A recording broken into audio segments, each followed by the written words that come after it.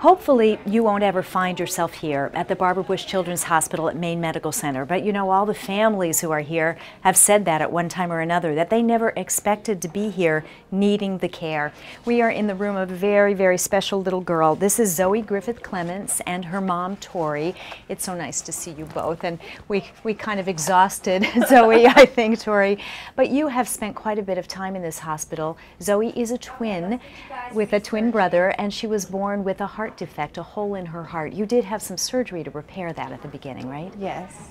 She had first they did a transcatheter trying to repair it with a device through her femoral artery, and when that failed they had to go in through open heart.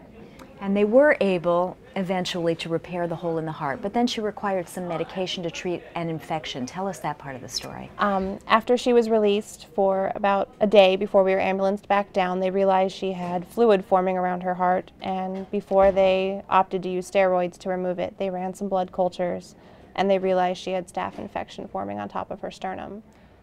And that had spread also. Yes, they had removed it, and then they had to go back in again, and they realized the staph had spread to on her sternum, under her sternum, behind her heart, in her left lung, and around it. So this was really a crisis situation for you. Yes.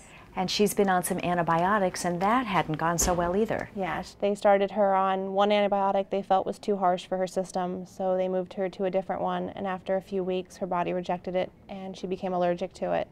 Went into shock. Then they started her on a second one, and the same thing happened, and they had to put her back on the harder medication. This has to have been so scary and frightening for you. I know it still is, Tory, but what has it meant to you to have the care and the support from the staff here? It's been without words. Anytime I've needed to step away and go outside and have a walk, or need a place to cry, or just someone to hold my hand, there's always someone there, always. Anytime she's having a bad day, there is a line of volunteers ready to come in and play with her and do crafts with her if she doesn't feel like leaving the room, right here in her bed.